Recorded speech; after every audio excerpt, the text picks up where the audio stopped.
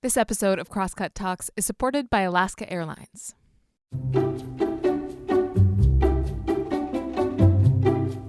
Hey, welcome to Crosscut Talks. I'm Mark Baumgarten, the managing editor at Crosscut. And this week we're talking about economic inequality in America, how it got to this point, and most importantly to this discussion, why? So, sometime in the last couple of decades, these charts started to show up. I started to notice them in the early days of social media, I think. Maybe even further back to the burgeoning of the blog era. Anyway, they were charts that in a number of different ways showed a yawning and growing wealth gap in this country, and a dip in social mobility, which is the data point that contains within it the American dream. There's a sense when you see data like that being spread far and wide that it'll be a catalyst for change. But that hasn't really happened. Through financial crisis and a series of political upheavals, the trend lines haven't really changed that much. Even right now, as Congress responds to major social pressures to intervene, the opposition to change remains strong. So, what's going on?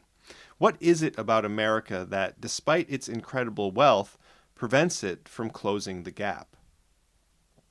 Heather McGhee has a theory, which she puts forth in her book, The Sum of Us: What Racism Costs Everyone and How We Can Prosper Together. The problem, she says, is America's zero-sum theory of economic well-being, and the roots of that theory, she says, are found in racism. But the thing that makes McGhee's take on this matter so compelling is how she manages to show, through some deep reporting and analysis, how this attitude affects more than the black and brown Americans it was built around, how it really affects all of us. In this conversation from the Crosscut Festival, held this past May, McGhee goes deep into her book with Michael Harriot, the senior writer for The Root, detailing how the anti-government sentiment that emerged in the wake of the civil rights movement changed the country and the lives of so many Americans. This conversation and all other conversations on the tech and economy track at the 2021 Crosscut Festival is sponsored by Comcast, which would like to share the following message. Comcast connects Washingtonians to moments that matter, helping their fellow residents stay connected to their families, workplaces, schools, entertainment, and their world through the internet. Comcast Washington is dedicated to serving their local neighbors and working with nonprofits, businesses, and cities to create equitable access to the internet and other technologies for communities statewide. Visit washington.comcast.com to learn more. I hope you enjoy the conversation. If you have any feedback, please send it to talks@crosscut.com. Okay, on with the show.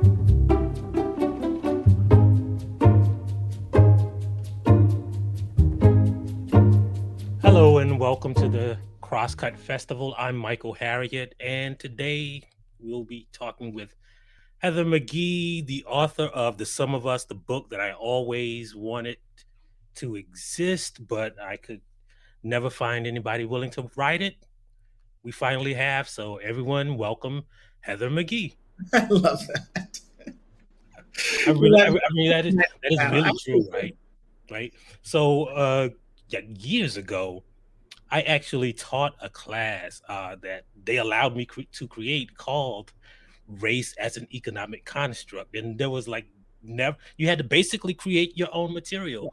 And I wish this book had existed then, but it exists now. So, and I'm really eager to get into it. But one thing I always like to start with, because I think it tells you a lot about people, is where are you from? And how many, if any, sisters and brothers did you grow up with? Thank you, Michael. Well, I'm a huge fan of yours.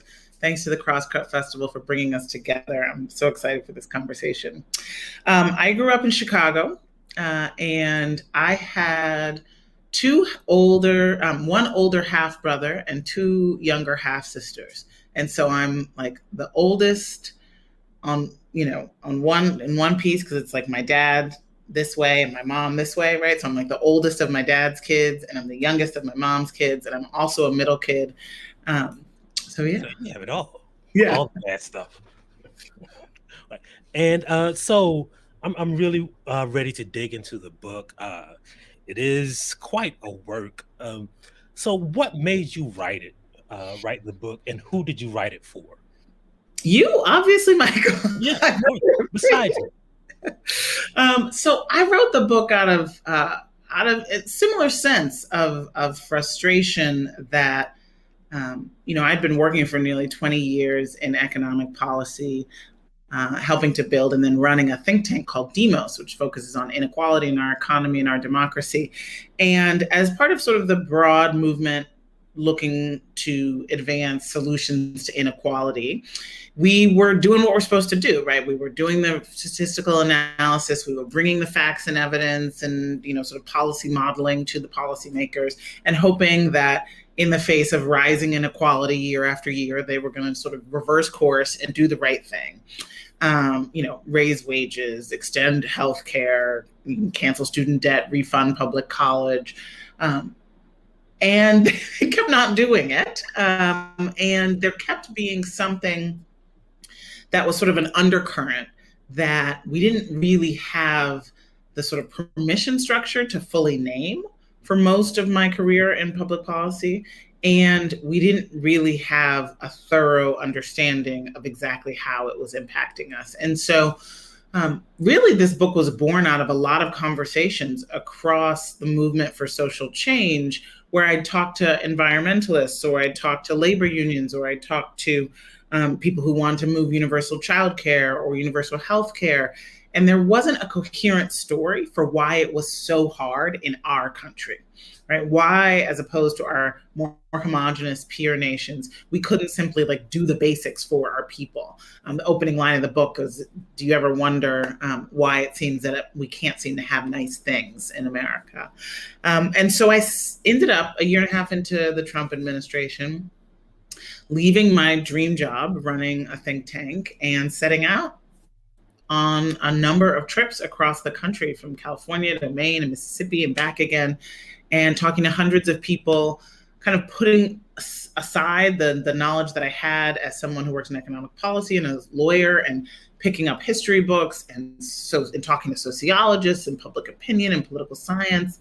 And what I learned kind of early in my journey was that there's this zero-sum concept, this idea that there's a fixed pie of rights and gains, and progress for people of color has to come at white folks' expense. This is an idea that is held much more commonly by white people. It's a sort of lie that has been sold to white people generation after generation. It's not as much held by us. We, Black and brown folks, don't seem to think that progress for us has to come at white folks' expense.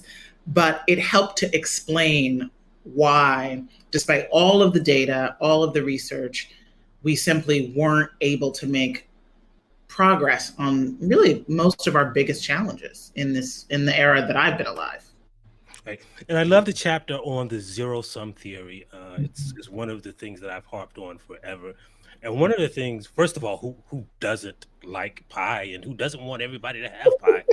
But, one of the themes I think of this book is the interconnectedness of all of us, right? The name of the book, the sum of all of us, right? Mm-hmm. And that, when we invest in infrastructure, in, all of the things to eliminate inequality, how it doesn't just affect the people who we send the money to, but it comes back to us. And that's one of the things that I thought was, first of all, incredible about the book.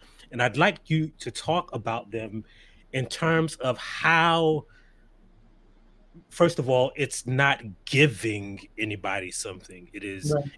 You repeatedly refer to it in the book as investing, right? Right. How it is investing in a community that we're all a part of. Yeah. Yeah. I mean, so I was born in 1980, right? So I all the politics that I've ever known has been under this paradigm of, sort of anti-government, really degrading and disdaining social spending, a lot of kind of demonization and racialization of poverty. And That didn't used to be the case in the United States, first of all. That was, of course, you write a book, there are so many surprises. That was one of the many surprises, was just how much the country and particularly white Americans had a totally different ethos and loved big government before the civil rights movement. We'll come back to that in a second. But the idea that because there's not an us and a them, and we are in an interconnected society, what we do to ensure the security and economic freedom and dynamism of some part of our society redounds to the benefit of the rest of society, particularly those who currently don't have enough. And for most of my lifetime, the sort of political narrative has been rich people should always have more money, right, in terms of tax cuts, but poor people, shouldn't have more money because they would do something bad with it or something. I don't know, right? Rich people having more money is good for the economy, but working class people and people who are struggling to make ends meet don't need any more money, don't deserve it, right? It's really this expression of an underlying belief in a hierarchy of human value. And really that hierarchy of human value, of course, is quite racialized in the United States. The zero-sum racial hierarchy was a lie and a story, a narrative created in order to justify our first economic model in society of stolen people and stolen land and stolen labor, and in order to lure most white Americans into choosing their race rather than their class. And that has been really the story ever since.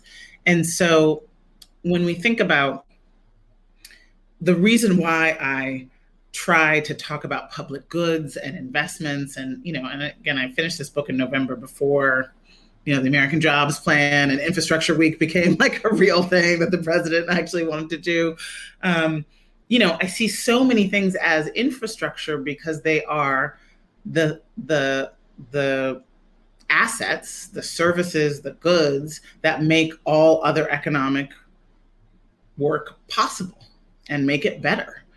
So whether that's care, right, which, as Ai-jen Poo, the head of the National Domestic Workers, always says so beautifully, care is the work that makes all other work possible, or it is, the ability to have a well-funded school or childcare or healthcare or, be able to keep the lights on when a storm comes through Texas, for example, all of these examples. So why do you think, first of all, that it persists, and how do you dismantle that zero-sum thinking? Do you think it is with logic and economic education, or do you think the people who perpetuate this will, once they see the illogic of it, will give it up? Or do you think that it is fueled by race, and race is the thing that perpetuates the illogic? Mm-hmm. So I think the people that fuel it are the people who are selling this zero-sum idea for their own profit. And be very clear. I hope that throughout the book I'm clear. I went to great pains to try to sort of distinguish, at least for the sake of kind of getting your arms around the concept, that everything we believe comes from a story we've been told, and that it has been in the narrow financial self-interest of a very pretty tiny elite that has been responsible over the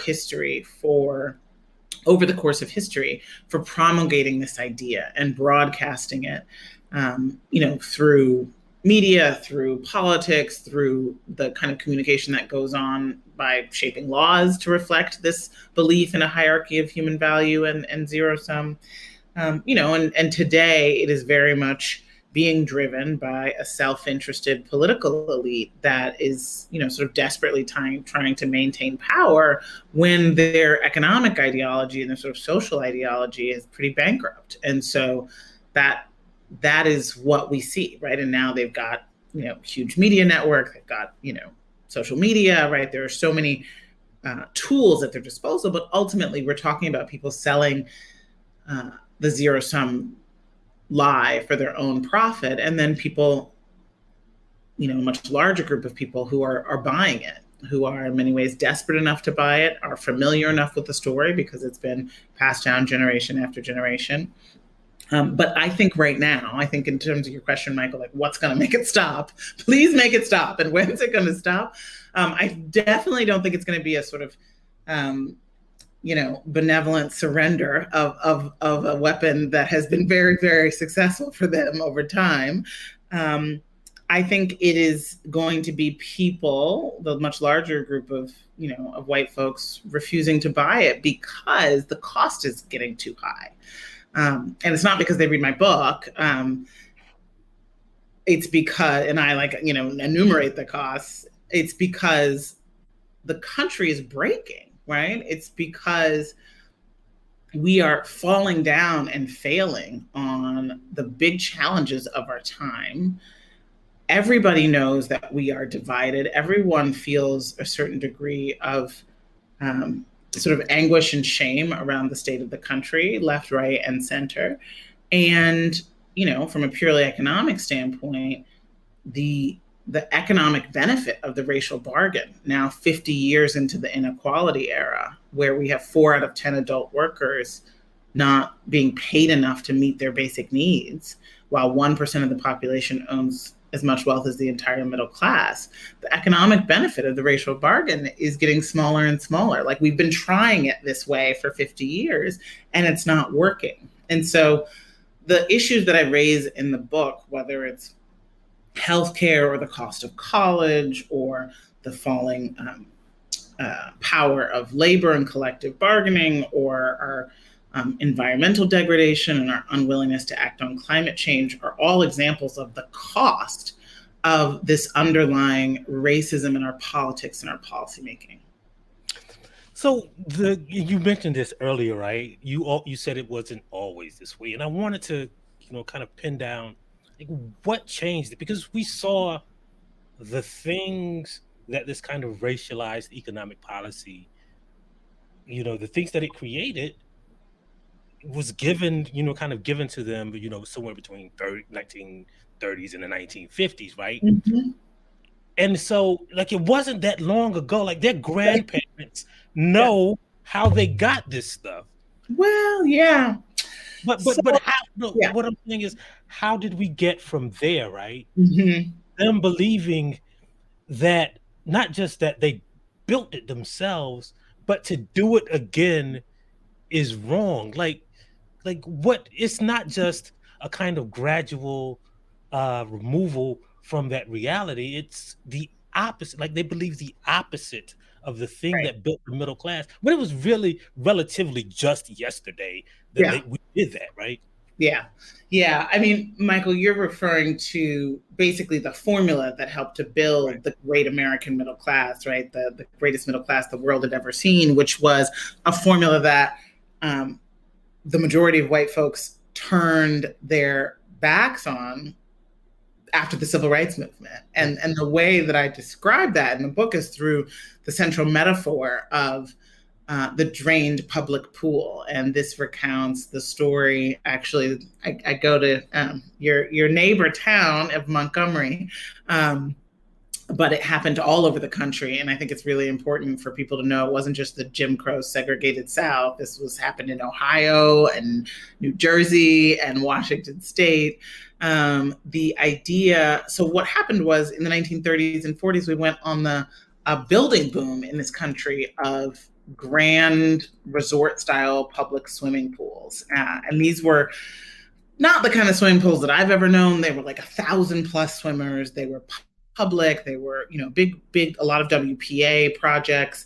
And they were reflective of a broader government ethos, that it was the government's job to take care that there would be an ever increasing standard of living in this country for for our people. And, you know, it was reflected in the New Deal, in the provision of Social Security, in the creation of wage and labor standards, in the massive subsidization of affordable housing, and then layering on top of that, the creation of federally backed and insured mortgages to make home ownership possible for white working class folks who never thought that they would be able to own that wealth building piece of what would become the American dream.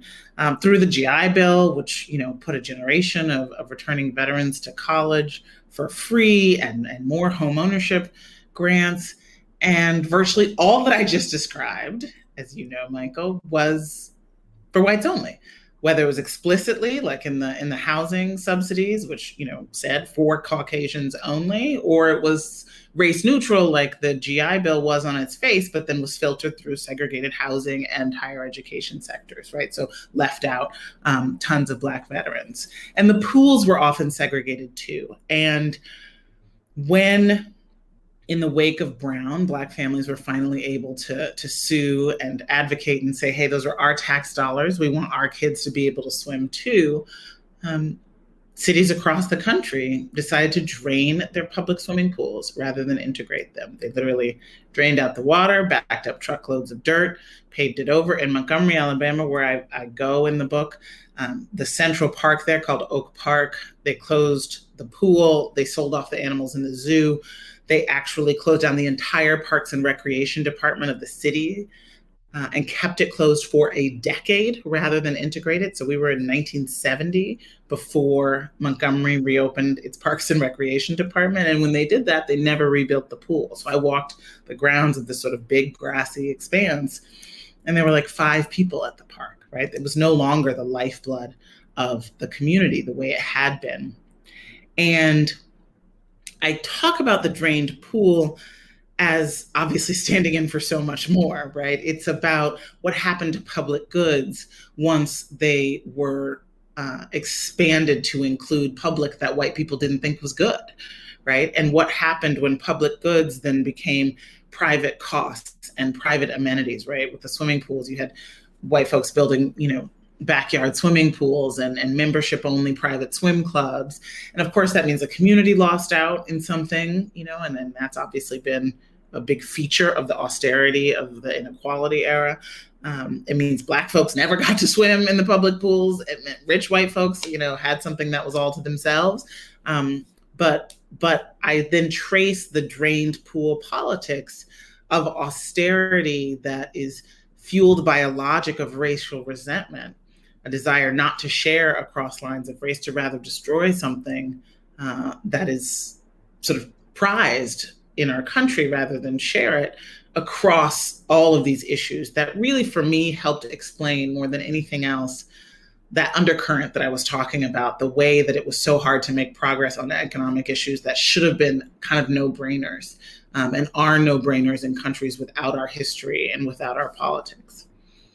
And that metaphor of the drained pool is so perfect because, you know, on one hand, it shows how the withholding of resources, or in this case, just like fun, is just happiness. I just don't want you to be happy. Yeah. Becomes translates into policy, right? It becomes an economic thing that you are withholding. But you know, one of the things that you talked about in the book is that you say that the civil rights movement in that respect was a victim of its own success, right? Because like when you look at Brown versus Board and they said, you know, we got desegregation, but it almost kind of fueled a more virulent racial animus that was kind of, you know, worse in many respects because, you know, it led to the hoarding of these resources. And but I'd like for you to explain to the audience, like why you said that the civil rights movement was kind of a victim of its own success. So I'll try a couple different ways. Well, one is this fact that like nearly knocked me off my chair when I read it. In 1956 and 1960, 2/3 to 70% of white Americans believed that the government ought to guarantee a job for anyone who wanted one and a minimum level of income in the country. Nearly 70%. So for me, as someone who was like trying to get a 12% increase in Pell Grants for her entire career, the idea that the vast majority of white people were just like, give all the money to everybody, it's unthinkable, right, in our current politics. But that was the case. And then between 1960 and 1964, this is a quadrennial survey, between 1960 and 1964, support for that idea, a government guarantee of a job and minimum income, cratered in half, from nearly 70% to 35%, and stayed low ever since. So first I thought maybe it was a mistake. Like, you just don't see that kind of a swing in a 4-year survey like that. But then, I started to piece it together, right? 1963, we have the March on Washington for jobs and freedom, which includes those two things as part of the economic demands. 1963 is the year that President Kennedy really associated himself with a media blitz around civil rights. And of course, we then know that his successor, Lyndon Johnson, would, after signing the Civil Rights and Voting Rights Acts, become the last Democrat to win the majority of the white vote for president. And really, politically, once Nixon and the Southern strategy really began to understand that that's how they could reclaim power, and then Reagan sort of put it on steroids with the explicit anti-government layer of the racial resentment, you had the shift. And in some ways, I think the logic is clear to me now, right? This sort of free market, anti-government ideology that I've certainly grown up as being the dominant political ideology of the day, was telling white people that they could no longer trust the government, which had created their prosperity, government and labor unions. And I have a whole chapter about how white people sort of abandoned labor unions. But government had gone from the enforcer of the racial hierarchy, right? It was government who was saying, you may not live here, you must live here. It was government. Government went from the enforcer of the racial hierarchy to the upender of the racial hierarchy in a pretty swift period of time, and was a betrayal, right? I think part of writing and part of communicating is to do the thing where you put yourself in the shoes of people who you're trying to explain what they were thinking. It's like, you told me these people are so bad that I should not drink from the same water fountain as them, live in the same apartment building as them, go to the same school as them. And then now 3 years later, you're telling me that they are, in fact, our equals and we should share all these things with them. So that was a profound betrayal by government. And then the political formula that then said, so trust the market, has been thought of or has been sort of sold as a race neutral idea, right? In the free market, it's the content of your character. It's not about the color of your skin. But of course, what is the market if not for the people who have power in that market to shape it? And who are the people who have power in the market, right? It's white men. And so it's a move from a government which was becoming increasingly accountable to a more diverse America into a place where you had a similar sort of old concentration of wealth and power as the white supremacist government. And I'm forgetting what your question was. Did I answer it? Yeah, you answered it. One of the things I'm interested in, and this is just a theory of mine.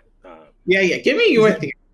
Is this idea of this free market kind of skewed toward libertarianism in the past few years? But like we see in the kind of 50s and the 60s, the emergence of this idea of the adherence to the free market and smaller government. And do you think that emergence was that economic theory and this trickle-down idea emerged out of intellectual pursuit, or do you think it was manufactured as like a cover story for what you just talked about, right? Because we've seen, like, there was no backlash during the New Deal and doing all of this stuff in the 30s and the 40s, a little bit, but this idea that the government was a separate thing from us, which you perfectly lay out in the book, right? Like how I think of the government is doing this versus like that's our money, right? That didn't exist until we saw it emerge in the 50s. Do you think that was a cover story that was created for this idea of racial resentment to fuel this political ideology, or do you think it was So it's a good question that I don't know the full answer to, but I'll take a stab. I mean, the New Deal was fiercely opposed, right, by the same people who had brought us the Gilded Age that predated it, right? There was a plutocratic elite that thought it was socialism, right? Same rhetoric as today. And yet they couldn't sell that to the majority of white people, because the majority of white people were like, this is the best thing that's ever happened. Shut the hell up. You know what I mean? Like, we have, this is it, right? This is the formula. And, the economic expansion of the 1930s, 40s, and 50s, and the ways in which wages tracked productivity, hand in glove, the way that you had ever increasing standards of living, the greatest middle class the world had ever seen, higher standards of living in the world, like that was the proof. And so you had white Americans, basically they weren't buying it, right? I do think that there was always a class of people who were trying to sell this idea. They sold it and defeated universal healthcare, for example, with that kind of socialist red baiting rhetoric, and saying that it was an affront to the American way of life against Harry Truman. But it just, for the most part, didn't work, because I think there were enough business people who were on board, right? The sort of Fordist approach. And I think that was made possible by a lack of social distance between, the white guy on the carpet and the white guy on the shop floor, right? I mean, there really was a sense that, that was me. And I think that the extent of social distance that happened in an economy that was becoming more diverse, where you still had mostly white men in power and then more women and people of color and immigrants of color after 1965 and the Immigration Act, filling the ranks of the working class, there became that social distance allowed the space for the stereotypes, the belief in a hierarchy of human value, and we saw the suppression of the minimum wage and all of that, right? The minimum wage hit was at its highest right around that sort of fulcrum of the civil rights movement as well. So I think it's really about the receptivity. I first learned the story of how we got to the inequality era without race, right? It was the Powell memo, right? It was which is a memo by a man who would become Justice Powell, the Supreme Court, who sort of laid out a plan for a sort of conservative economic takeover of universities, sort of set the plan for what would become a lot of the right-wing infrastructure and a lot of the business lobbies, sort of put into motion, all right, the 60s, this has gone too far. We need to organize, like business needs to be as organized as these protesters were. But there's not a lot of race, there's no race in the Powell memo, if I'm not mistaken, right? I learned the hows of what shifted in our economic policy, the tax cuts, the trade policies, right? The shift in the way that we spend and invest and all of that, the stagnation of the minimum wage, the assault on labor unions, like all of that. I learned the hows. But this journey to write The Sum of Us helped me see the why, right? Why is it that on pretty much all of these issues that we're talking about, white Americans are reliably 20 to 30 percentage points more economically conservative than our people of color? and that they even on issues where white folks are more supportive of, not more than people of color, but are like, 45, 55% supportive of an idea, whether it's Medicare for all, right, which gets like 47% of Republicans. Which benefits them more, right? Right.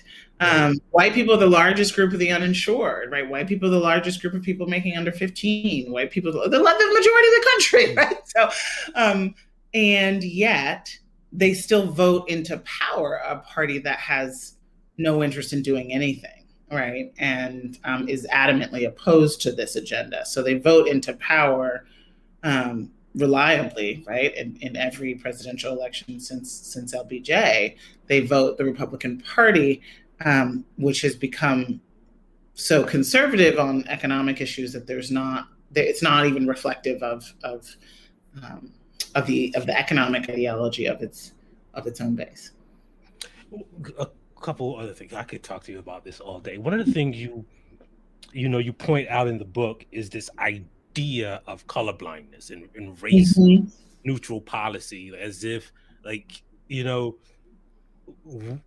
as if the policy was always race neutral, right? Like I think and there's this big debate now about critical race theory and how we shouldn't be teaching history through the lens of race, as if we didn't all learn history through the lens of whiteness, right? Yeah. And which is the same we could talk about with economic policy. But I want you to talk about the idea of colorblindness and how it is almost counterproductive to the idea of equity.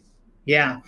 I mean, this is an issue. I have to say, like many things, my now, almost 15-year dialogue with my law school professor, Ian Haney Lopez, has been very instructive. And I took a seminar on colorblindness in law school from him. So colorblindness, obviously, that was like the moral language when I was growing up, right? The person who was like a really good person was colorblind. And the sense was, right, this is what the civil rights movement was aiming for, was that we would be judged by the content of our character, that race would no longer matter. And what is wrong with colorblindness as used certainly as a legal reading of the Constitution, I'll come back to that in a second. Like that is where it becomes the bluntest instrument against racial progress, and has by the Supreme Court really ever since the mid-1980s. But even normatively, what ends up happening is that because you went from explicitly racist policymaking, right? Racism holding the pen as, goods and services were distributed, as, economic power was distributed, as wealth was built and encouraged and subsidized, to really on a dime, with the bare exception of affirmative action, which has never been as impactful as it is like in the popular imagination, right? Really turning on a dime to saying, okay, now we can't see race, which just meant that we can't see racism, right? We can't see the ways in which race still shapes opportunity. That is the effect of colorblindness as a strategy and as an ideology. And then at its worst, that's like at its best. It sort of ill-equips people to see what's really going on, see what time it is, to talk about identity, which is important to everybody, right?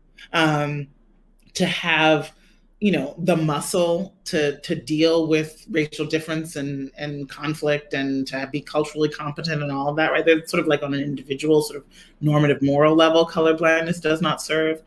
And then as a reading of the Constitution, what it has meant is that, and this is really where John Roberts is the most conservative and the most dangerous, and this 6-3 court is the most dangerous to everything, is the read that the Constitution is colorblind. And so the Constitution does not allow governments to recognize race, even to ameliorate racial inequities. Right. So that is the logic for cutting down, for striking down actually Seattle was one of the cities, Right. right? Seattle and Louisville. Voluntary school integration by like nice white parents who wanted to come together across lines of race and make sure that their children benefited from the great educational interest that is diversity, because in order to create these systems to attract students across lines of race, they had to recognize what race the students were, and that was therefore constitutionally impermissible, right? They basically hold up to the same level of scrutiny policies to advance racial justice as policies, and treat them like they were policies to segregate and discriminate and oppress. So it's a problem. Right, yeah. I think you explained it very well. Basically, if you they took the monster that they created and said, we can't recognize race because people might be racist when they were the ones who were racist. We'll be back with more after this. Dreaming of a long-awaited vacation? Take your travels to the next level with Alaska Airlines. They're committed to providing a higher standard of safety and cleanliness throughout your journey. From mask requirements and touch-free options to HEPA filters on board and fresh air every 2 to 3 minutes. Plus, their award-winning loyalty program, Mileage Plan, makes it easy to earn and redeem miles wherever you go, including destinations worldwide, thanks to their One World Alliance membership. If you're ready to land a low fare, next-level care, and the best experience in the air, book now at alaskaair.com. Right. I think we need to get to some questions from the audience. One of the viewers wanted to know that when it comes to important discussions like this, equity and equality, and this is one of my original questions. We find it hard to disentangle them from socioeconomic status, right? We always talk about race in terms of poverty. Mm-hmm. So this person wants to know how important is it to unlink or link these two things, right? Say a little bit more. Right. So if we talk about, for instance, inequality, like any kind of inequality, economic inequality, let's talk about schools, for instance, right? A lot of times we talk about these schools are unequal because just Black communities are poorer, right? And that's why, if you go to a school, when you talk about the white community, you're talking about a wealthier group of students, and that's why the inequality exists. And they want to know, how important is it to unlink or link these things, link these economic and these social inequalities to poverty, or are they more linked to race? Yeah. So ultimately, it's pretty difficult to unscramble the egg, right? So the creation of race itself as a concept, the idea that the human race is subdivided and that there's a hierarchy of value within the human race, was itself a political strategy to justify an economic model of mass exploitation, right? So you don't get, it's the greed that drives, you create racism, create race and racism. And then it's like kaleidoscopic, right? Like there's so many ways in which it's really difficult to disentangle race from class politically, because class has always been racially understood in the United States, right? I mean, whether it's, Lyndon Johnson, who said something like, and I'm paraphrasing, I should probably memorize this one. You convince the lowest white man that he's, higher than the highest Black man, and you can pick his pocket, he'll empty out all of his pocket for you, right? There's this sense in which that's the sort of like funny LBJ-ism of it, but in the book, I talked to sociologists who have a name for it, and it's called last place aversion, this idea that you're more concerned with your relative status than your absolute status. Of course, W.B. Du Bois called it, in Black Reconstruction, the psychological wages of whiteness, right? That in his reading of the moment in the South, white workers and Black workers were so had the same material conditions. Nobody owned anything, right? And they were all sharecropping, and the economies were the industries were deeply exploitative, and it was sort of a plantation economy, basically through Jim Crow after Reconstruction as well. And he said, but they hate and fear each other because the oligarchy has offered these psychological wages of whiteness to white people by giving them a sense of esteem, funding their schools slightly better, making sure that they can serve on juries, and basically making them think that they are something like, can aspire to, are on the side of the upper class, and that identity projection and that sort of relationship around racial identity is enough to beat any solidarity that they might have with the mass of Black workers. And if they had, and in the moments in history when they did, it was a force so powerful that it could, bring down the whole system. And yet it was thwarted by this psychological wage instead of contesting for better material wages. So it's really hard to disentangle race and class. I also think, and then the flip side, I'll just say like one other way in which it, sort of refracts together. It's that, so often when we have these economic conversations about the minimum wage, about poverty, about childcare, about healthcare, white people read those, whether consciously or unconsciously, as being for the benefit of Black and brown people. And so you've got a racialization of an otherwise economic conversation, even though, as we said, white people are the majority of the uninsured and the impoverished, the majority of people who are aided by anti-poverty programs. And, the list goes on. And yet media overrepresents Black and brown faces, particularly Black faces, in poverty depictions. And there's just this sense that the people for whom it's a group pathology, even though the majority of Black people are not poor, but there's this stereotype, the people for whom it's a group pathology, and a sort of inveterate condition, poverty, are Black people. And so poverty equates with Blackness, which of course lowers many white people's willingness to do something about it. Right. So, and I know this question, a few weeks ago, a proposal to pay reparations to the descendants of enslaved people made it to House committee vote for the first time. It's been proposed since 1989. It seems like a tiny step, but do you think that reparations will ever be a reality? And is there anything that you feel that feels more tangible that might help the country embrace reparations? Thank you. So I have a few thoughts on this. One, you might think that because I'm saying racism has a cost for everyone, that I don't think there should be reparations, right? Because like everybody suffers from racism. And so, the ledger is balanced, like net, we're good, right? So obviously that's not what I communicate in the book. And I think, in fact... I think you do, though.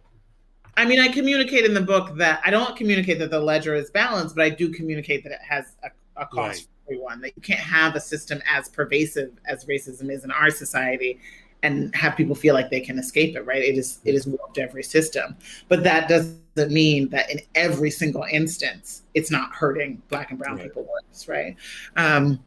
So you can't avoid it, but the harms are concentrated, or the burdens are not equal. I think that the zero-sum reaction is what's making reparations hard for this country that so obviously needs them. The reaction is often, well, why do I have to pay? Why I'm imitating white person here. Why do I have to pay? No, we in this case, we are the white people, though. Like, we'll pay, like, nothing that white people will be paying, we won't pay. Like, it's all of our money, right? This is what I'm saying, right? It's like this weird idea that it's $1 out of white person's pocket goes $1 more to black person's pocket, right? Like it's going to be this like, like every white person's got to get out their checkbook, right? That is not what it's about. It's about our government, which is the actor that segregated America, the actor that set the policies in place for slavery and all of that has to pay. And that is the government that we all pay into, we all benefit from, right? I mean, and no other issues it's a strange thing where it's like, why should this white person have to pay? And it's like, we're all paying. And actually, as you said at the beginning, Michael, I see it as an investment. I see it as seed capital for the America that we're becoming. I see it as paying a down payment on like a house that can actually stand. And I don't think it's a radical idea. I think there are two things that I think would help.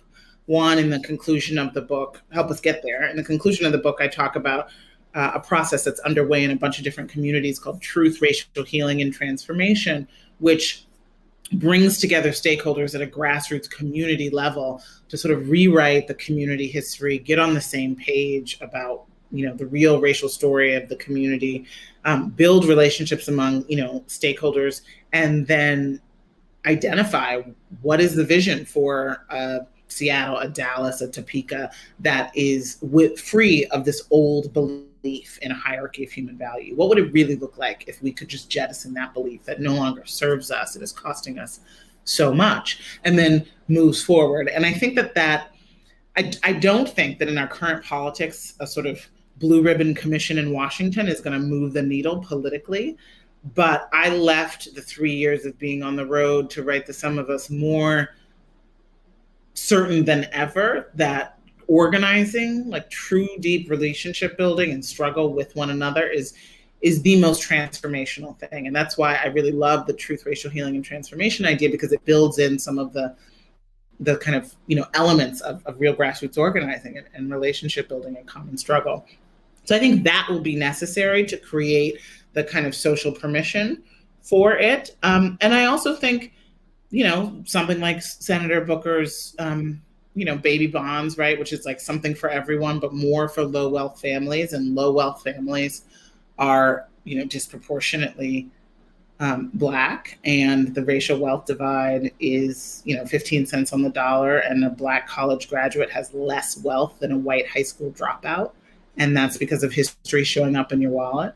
And just think about the transformative power of having $20,000, $30,000, $40,000 in your pocket, in your bank account, and just what that enables, and how much that was a gift to the white and soon to be white, Americans in the middle of the last century, and what was done, and how many businesses were started, and just how much innovation was created because of that. And I think we need to do that for everyone, and certainly for the people who were, by the force of law, deliberately excluded from those opportunities. Right. So you can see my like heat about reparations is really more about like 20th century wealth building exclusion than it is about slavery.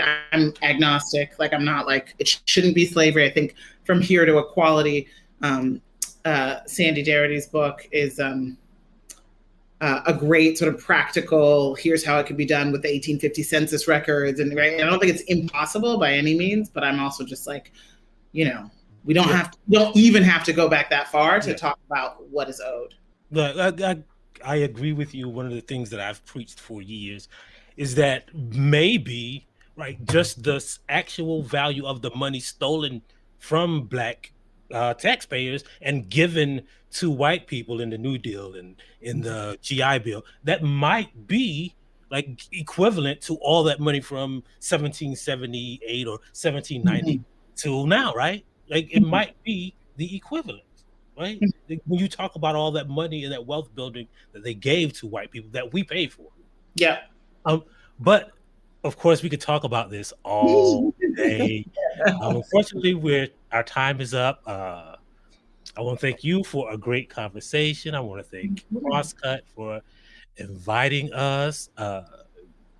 And I want to thank you for writing this book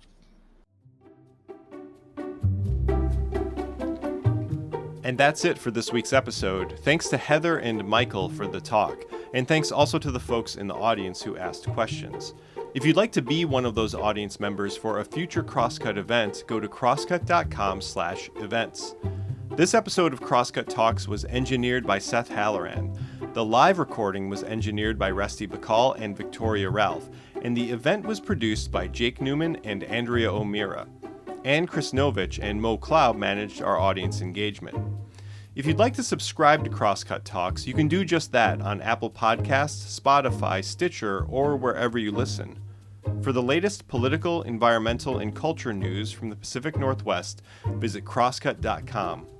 And if you would like to support the work that we do at Crosscut, whether it's the live events we host every month or the in-depth reporting we deliver every day, go to crosscut.com/donate. Crosscut Talks is a product of Cascade Public Media. I'm Mark Baumgarten. We'll be back soon with another conversation.